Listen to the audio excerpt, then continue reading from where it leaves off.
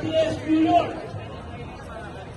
Sa inyo pong lahat, dito sa lansangan ng New York, at saan man panig ng mundo, tayo po ngayon ay magkakaroon ng mapayapang kilos protesta na may taral at pagmamalasakit sa ating bayan.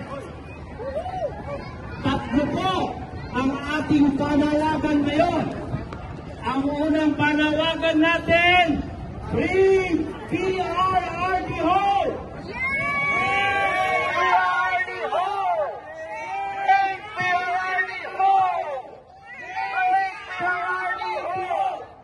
Ang ating pangalawang panawagan ay bigyan natin ng proteksyon si VP Sara Duterte na ngayon ay gusto nilang tanggalin sa pwesto ng walang patayan. Kaya sa ating po lahat, alam po natin na ngayon ay magbubuklod-buklod tayo.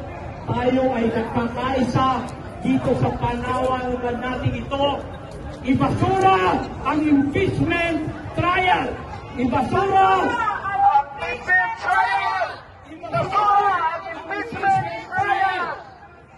At ang ating patlong pangalawagan po, dahil nakikita natin ang napakalawak na katiwalian sa ating bansa, ang korupsyon, ang failure of governance, ay nakikita natin na isa lang ang punot-dulo ng ating mga suliranin. Kaya isisigaw natin, Marcos resign!